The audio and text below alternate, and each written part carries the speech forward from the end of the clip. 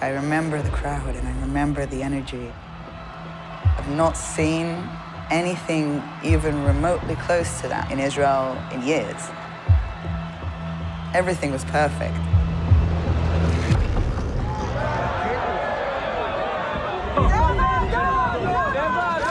The most rockets I've ever seen in my life. בשנייה, כאילו, הכל התהפך. הם התחילו לרוץ בכל המקום, אף אחד לא יודע מה לעשות, אנשים דלוקים. איזה באזר, כולם בסאטלות. נפתח לי החיים באמא.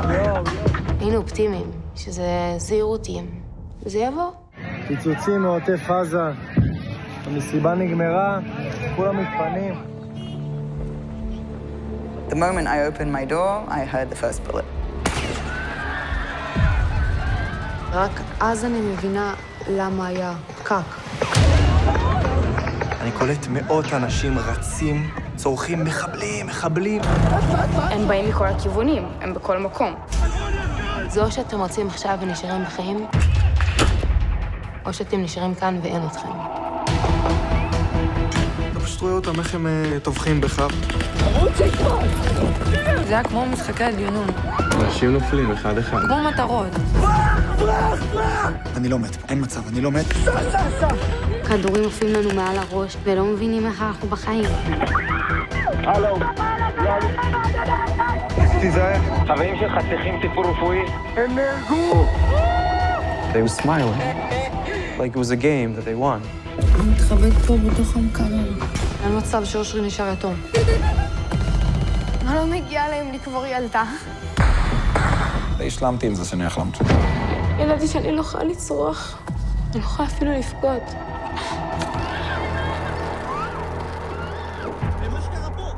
I'm never going to be the person that I was before the 7th of October.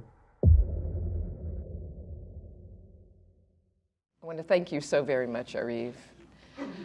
And thank you all in the audience as well. I was wondering if you'd like to take a moment and just address the audience directly first. First of all, thank you so much for being here. It's very significant.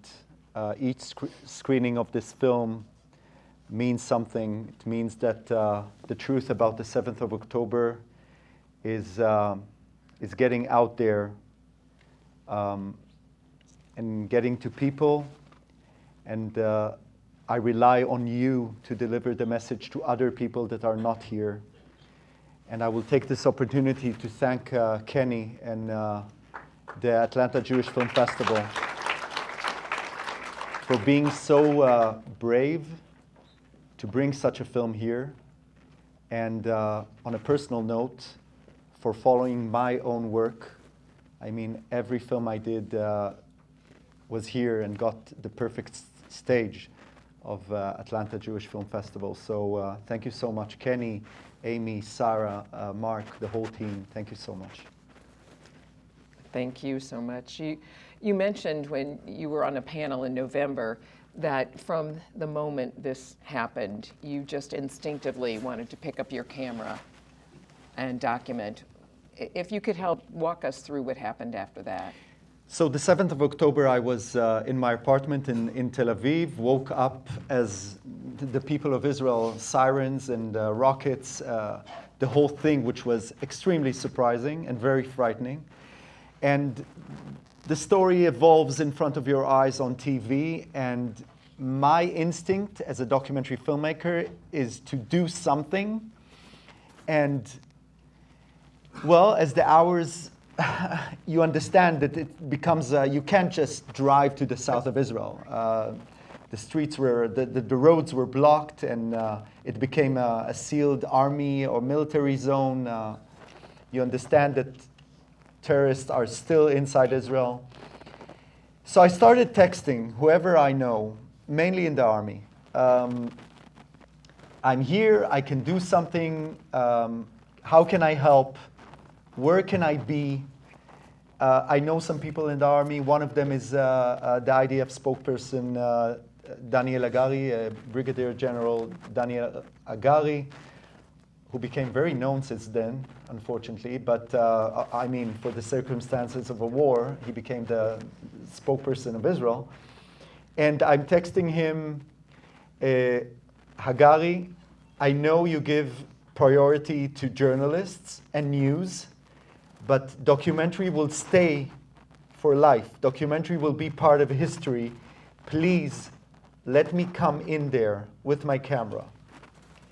So it took another 2 days, and I've received, I was accompanied by a commander unit into the site of the Nova massacre, which was completely as it was, nothing touched. I mean, there were still people searching for personal belongings, for, I don't know what's the word for Zaka. I assume some of you know what Zaka is doing, still searching for parts of bodies. And so, and I remember the smell, and it was a site of a massacre, and something that I've never seen in my life. And I understood immediately that this is the starting point of doing a film. And yeah. And so at what point were you able to then interview people? This, not immediately, correct? So it was, I had a research team working with me, and Hot 8, the documentary channel of Israel, was supporting from the very beginning, together with Sipur Studios, an Israeli company. And by the way, on the first day of shooting, coming back from the Nova massacre site, I already pitched that night to MGM Studios the full story. And the remarkable thing was that the people in MGM was determined enough to give a green light on that spot. I mean, and say, we're with you. We're with you on this film, go ahead, which is very unusual. To people here from the business of film, they know what I mean. So you start research, you start collecting stories, footage. You get from social networks to get to know people. People come to you. We interviewed hundreds of survivors. And it was like a process of casting, I must say. Picking those that have a unique story from a different angle. It was very clear to me that I want to tell this, to understand the scope of the story, you need to get different points of views. But for me, it was a decision to stick with the young generation. It's a story of those 20-something that were part of this party, and it will remain with them, and not only with the ones that participated, but with all a generation of 20s in Israel that had friends, that knew someone who knew someone. And this is why we stick to this generation. And we collected, we chose the one that had visual material. So it was a process, and we took the time. We took the time because I understood that before placing them in front of the camera, I want to be sure that they are capable, that they are mentally in a situation that they can share their story. And I understand you did have counselors on hand. Yeah, of course. There was a psychologist on set. Each time I finished an interview, the survivor went outside for a meeting with the psychologist. So it was we treated them, I mean, we understood what is our responsibility. It's not like a regular film, of course. And how were you able to gather so much visual material that is so gripping? The cell phone, the Hamas body cam. Well, when I'm doing a film, I'm becoming very obsessive. So it's in every film I'm doing. And I wanted to place my hands on every piece of material. So one thing is to collect the visual stuff from social networks, from the survivors, also survivors that were not interviewed in the film.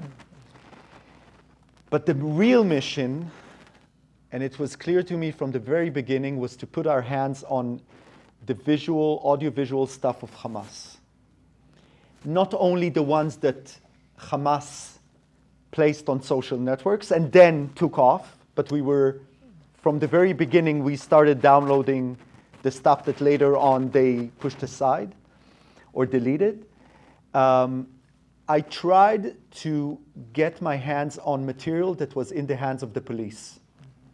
Unfortunately, the Israeli police, although saying that they will collaborate and will give and will participate, they didn't give us officially nothing.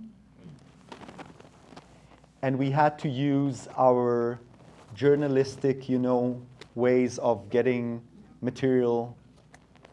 I will not say how, but well, the Consul General is here, and I need to. Now, when we originally screened that early trailer, this film had a different name. The morning the music died. At what point did you decide to rename it? We Will Dance Again. It came from them. During the interviews and by meeting those survivors, it was understood and clear that their mission is to dance again, is to be able to stand and dance. And I think that that is something very unique to the Jewish people in general, if I may say. My grandparents were Holocaust survivors. They ran away they lost their families, they came to Israel and established a country. And for them it was to keep on living. My mother don't know nothing about the Holocaust. They didn't share stories, they didn't talk. For them it was to continue our life, to establish families. So it's something very, I think, Jewish, that we will dance again. We will be able to dance again.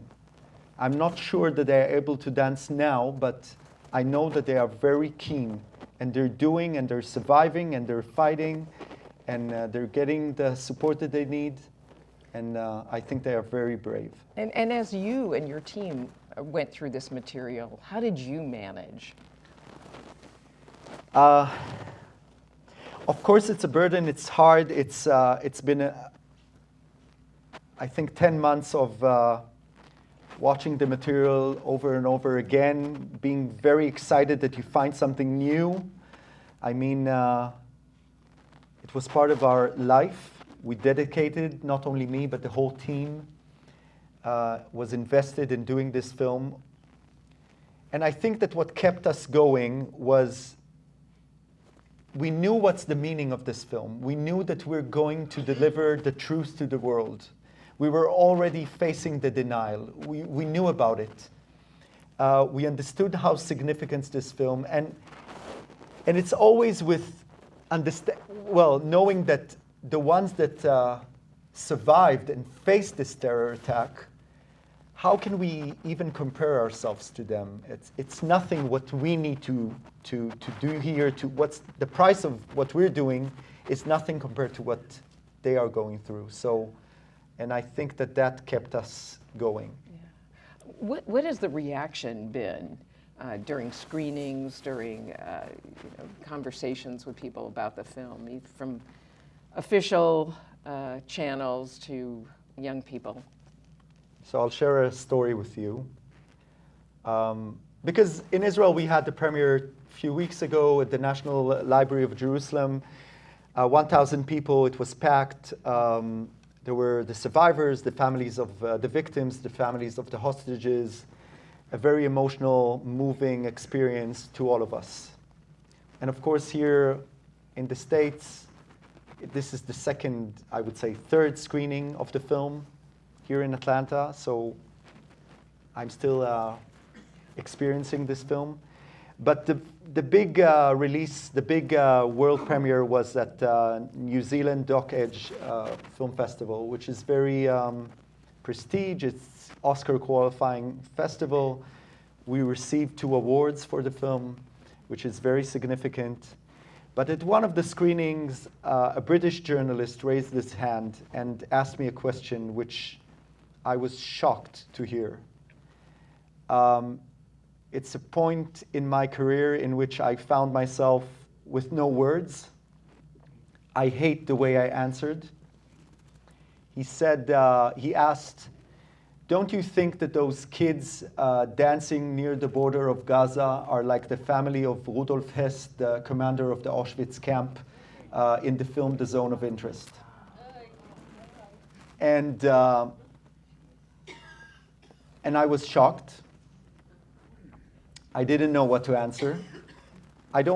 my answer was apologetic, which I really, I hate myself for answering that way, but I was so, I didn't know what to answer. What would you say now? Today I would say,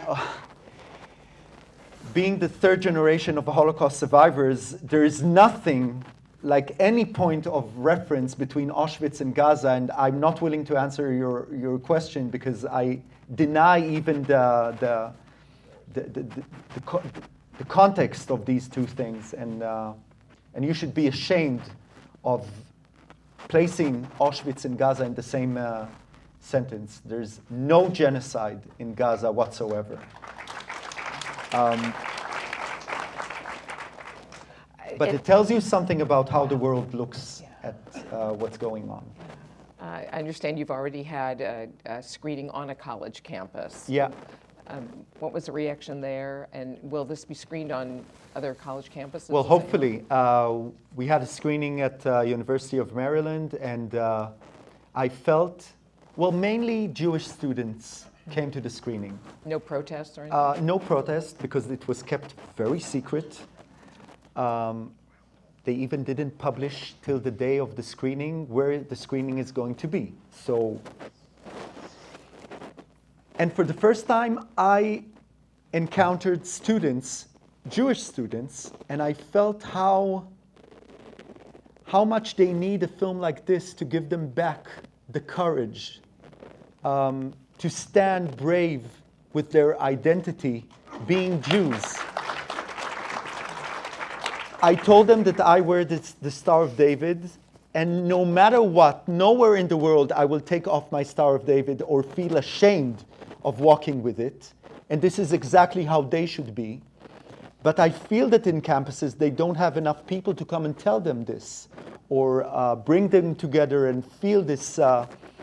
And Anat, I think we should do something to get to campuses and bring a film like this, and people like myself, that will give them, the courage and what they are lacking, which was, I was astonished to hear what they were going through. Wow. And of course, this film, this topic of this film, this is an evolving story, an ongoing story. And how are you as a filmmaker, as an artist, how are you dealing with, the changing, evolving nature? So one of the tragic moments happened, 2 weeks ago with Hirsch. I knew Hirsch is alive. And this morning was a devastating morning to all of us in Israel.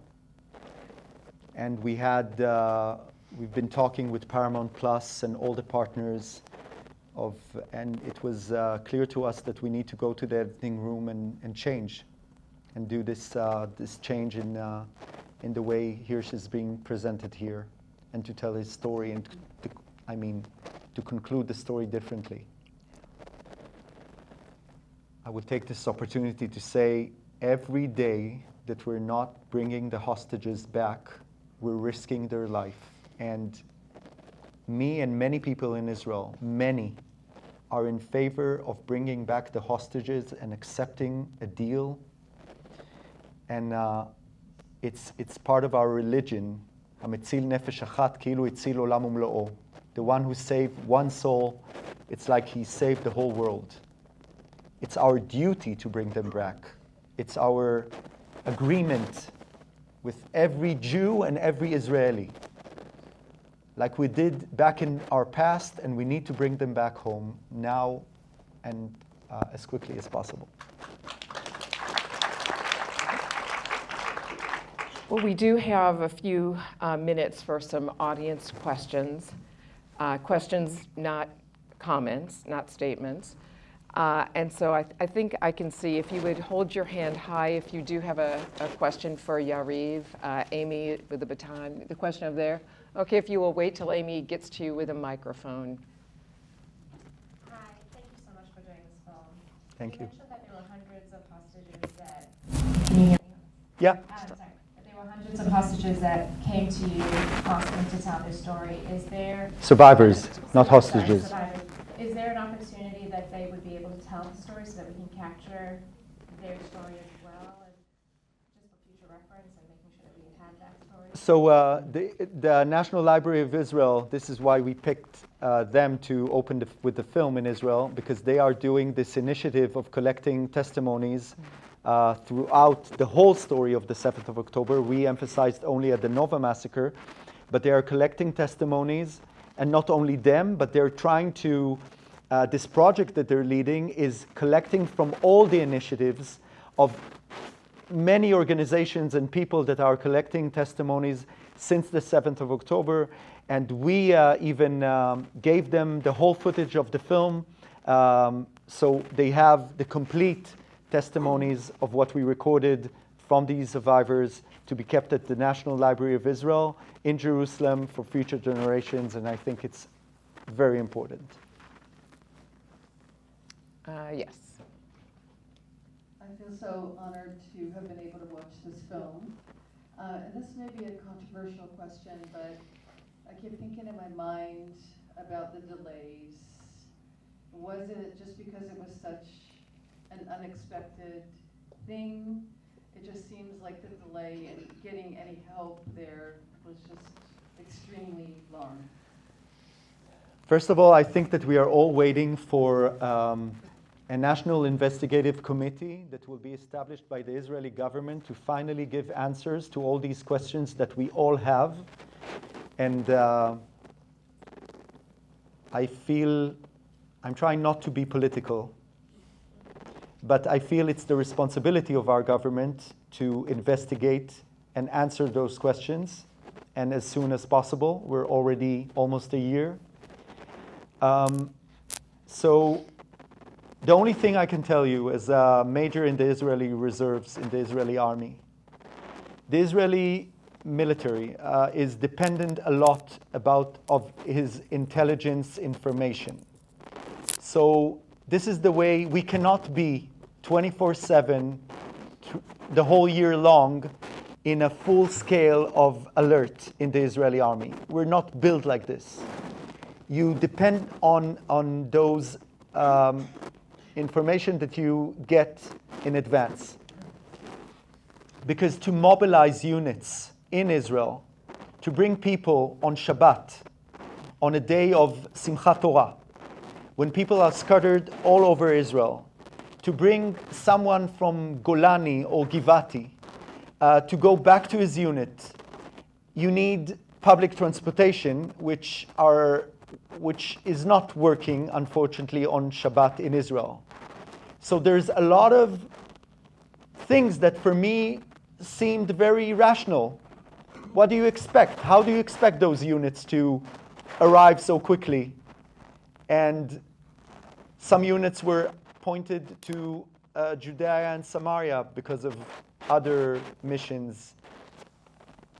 Again, I'm only saying facts without my interpretation on it.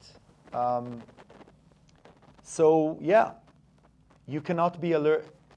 It takes time, but I'm still waiting for answers, same as you, same as all of us, and we deserve those answers.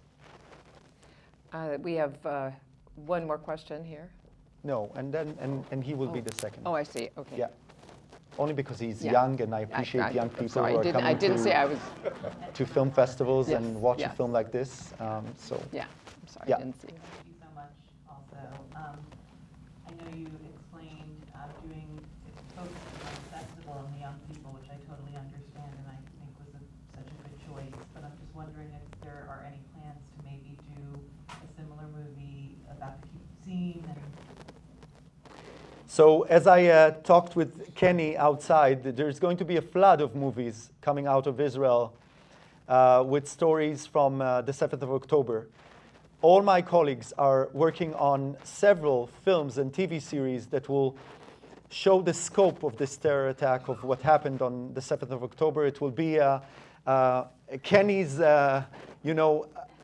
not easy mission to pick the ones that are good. And the problem will be that most of them will not get outside of Israel.